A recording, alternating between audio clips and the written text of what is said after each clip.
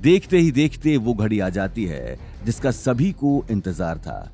Conference room में अवनी और घर में गौतम दोनों बेसब्री से इंतजार कर रहे थे उस पल का जब गायत्री देवी अवनी का नाम लेगी गौतम से, और रहा नहीं जाता और वो अवनी को कॉल लगाता है, पर अवनी गौतम का कॉल नहीं उठाती है।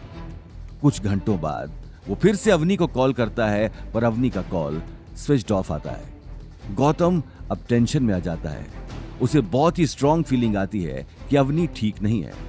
वो अवनी के ऑफिस में लैंडलाइन पर कॉल करता है और उसे पता चलता है कि अवनी बहुत पहले ही ऑफिस से निकल चुकी थी। गौतम अवनी को ढूंढने जाने ही वाला होता है कि तभी उसे डोरबेल की आवाज सुनाई दी। गीता हॉल में ही बैठकर टीवी देख रही थी।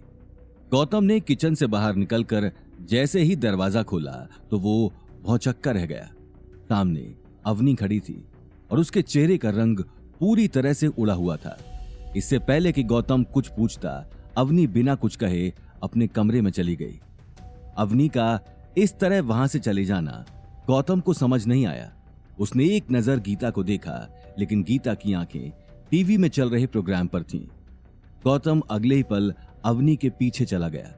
रूम में जाते ही उसने देखा अवनी खिड़की के पास खड़ी थी। गौतम की बेचैनी अब बढ़ती जा रही थी। वो हिम्मत करके अवनी के पास चला गया। अवनी, क्या हुआ? तुम ऐसे परेशान क्यों हो? उस नील ने कुछ किया क्या? गौतम प्लीज मुझे थोड़ी देर के लिए अकेला छोड़ दो। ये बात सुनकर गौतम दरवाजे की तरफ बढ़ गया, लेकिन तभी उसके कदम रुक गए। क्या हुआ? तुम्हारा डिजाइन सेलेक्ट नहीं हुआ? ये बात सुनते ही अवनी की आंख से आंसू गिरकर उसके गालों पर आ गए। हाँ, मैं फेल हो गई गौतम।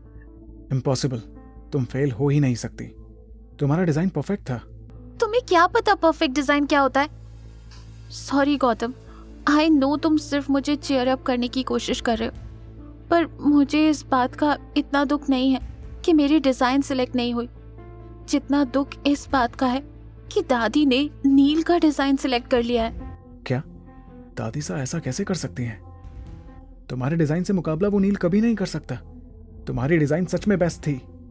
अब क्या फर्क पड़ता है मेरा डिजाइन कैसा था, कितना अच्छा था? इन सब बातों का अब कोई मतलब नहीं है। मुझे अभी तक इस बात पर यकीन नहीं हो रहा। आखिर दादी साथ तुम्हें और नील को कंपेयर भी कैसे कर सकती हैं? I mean, वो कहां और कहां तुम? अवनी, इन सबके पीछे जरूर कुछ ना कुछ गड़बड़ है। अगर कुछ गड़बड़ है तो भी मैं कुछ नहीं कर सकती। दादी सा ने नील का डिजाइन दिखाने से भी मना कर दिया। उन्होंने कहा कि ये कंपनी पॉलिसी के अगेंस्ट है। एक बार डिजाइन अवतार में सबमिट होके सिलेक्ट हो जाए तभी वो हम सबको डिजाइन दिखाएंगी, ताकि वो डिजाइन लीक ना हो। आज नहीं तो कल लोगों को सच तो पता लग ही जाएगा, क्योंकि दादी सा को डिजाइन सबके सामने लाना तो पड़ेगा ही। ज्यादा दिन तक वो छुपा कर तो नहीं रख सकती। ये बात सुनकर अवनी आगे कुछ नहीं कह पाई, लेकिन गौतम की आंखों में आग भड़क चुकी थी। वो अब जल्द से जल्द इस पूरे मामले की जांच करने वाला था। उसे पक्का यकीन था कि गायत्री देवी ने जानबूझ के अवनी के साथ पिछले दिनों का बदला लिया है। और गौतम का शक सही साबित होता है जब अग्रवाल ग्रुप में दादी सा नील को डिजाइन अवतार ग्रुप में सबमिट करने के लिए देती हैं। और नील डिजाइन को देखकर शॉक्ड हो जाता है, क्योंकि वो उसका बनाया हुआ डिजाइन नहीं है बल्कि अवनी का डिजाइन है। दादी सा, इसका मतलब आपने अवनी का डिजाइन मेरे नाम से रिप्रेजेंट किया है? हाँ, ये डिजाइन अवनी का ही है, लेकिन वो मेरी कंपनी में डिजाइन डायरेक्टर की पोस्ट डिजर्व नहीं करती। वैसे भी उसने और उसके पति ने मिलकर हमारे परिवार के नाम पर कीचड़ मल रखा है। अब मैं परिवार का नाम इससे ज्यादा खराब होते हुए नहीं देख सकती हूँ। तुम अग्रवाल परिवार का होने वाला कल हो और तुम ये ज्यादा डिजर्व करते हो। ठीक है दादी, लेकिन अवनी को इस बात का पता चल गया तो क्या? उसका पति कौन सा कोई राजकुमार है कि वो हमसे पंगा लेगा?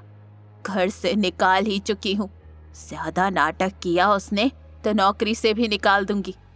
शनाया की सगाई के दिन उसके बेकार पति के लिए मेरी इंसल्ट हुई थी ना। अब देखो क्या क्या होता है उन दोनों के साथ।